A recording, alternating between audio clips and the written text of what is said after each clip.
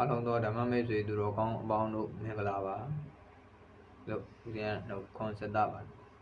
ဒီကနေ့အလုံးသောဓမ္မမိတ်ဆွေသူတော်ကောင်းအပေါင်းတို့ကိုဗာလေးများဖြန့်ဝေမှာလဲဆိုလို့ရှိရင်စရိယ3ပါးပေါ့စရိယ3ပါးတွေကိုမပြစ်မှားကြဖို့မမေ့ကြဖို့ပေါ့အဲ့ဒီဆရာတွေကဗာတွေလဲဆိုလို့ရှိရင်မူဒစရိယဒိဋ္ဌစရိယတုဒ္ဒစရိယဆိုပြီးတော့ဆရာ3ပါးရှိတယ်မူဒစရိယဆိုသင်ဆရာဒိဋ္ဌစရိယဆိုတာကမြင်ဆရာတုဒ္ဒစရိယဆိုတာကတော့ကြားဆရာပေါ့ဗျာနံပါတ်1မုဒ္ဒစရိယဆိုတာပထမဦးဆုံးဆရာဗာလဲဆိုအမိနဲ့အဖအမေအဖေတွေကိုလည်းပဲမမေ့ကြဘူး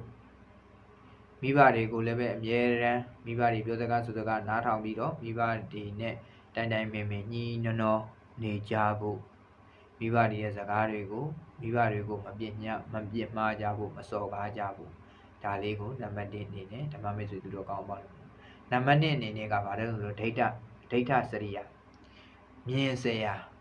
ကိုလမ်းလွဲတွေရောက်မှစိုးလို့ပြင်ပေးဆင်ပေးတဲ့ဆရာပေါ့ဗျာအဲ့ဒီလိုဆရာဒုတိယဆရာကတော့ဘယ်လိုဆရာမျိုးလဲကိုပြောတယ်မှာကျောင်းဆရာတို့ပါတော့ပေါ့တာသမီတွေ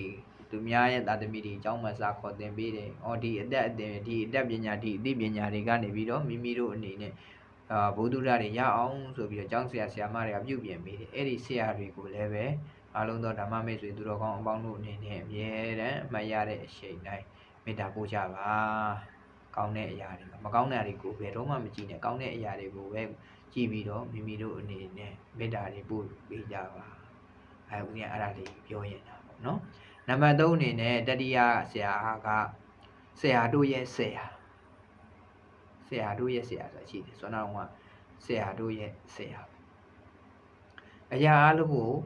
တက်တိနားလဲအောင်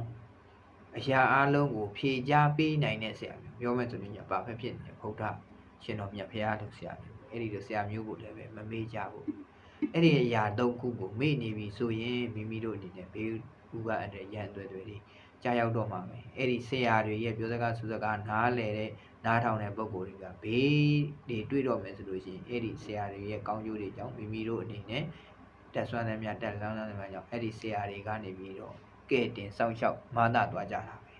အဲ့ဒါကြောင့်မလို့အလုံးသောဓမ္မမိတ်ဆွေသူတော်ကောင်းအပေါင်းတို့အနေနဲ့မိဘဆရာပထမဦးဆုံးဆရာရောအဖေနဲ့အမေမူလစရိယဆိုတဲ့အဖေနဲ့အမေကိုလည်းပဲမပြစ်မှားကြနဲ့နံပါတ်2ဒိဋ္ဌစရိယဆိုတဲ့ဆရာမတွေကိုလည်းပဲမပြစ်မှားမစော်ကားကြနဲ့တုဒ္ဒဆရာတို့ရဲ့ဆရာကိုလည်းပဲအလုံးသောဓမ္မမိတ်ဆွေသူတော်ကောင်းအပေါင်းတို့နဲ့မပြစ်မှားမစော်ကားကြမှာအဲ့ဒီမိဘဆရာ3ဦးတို့ရဲ့စကားတွေကိုနားထောင်ကြတော့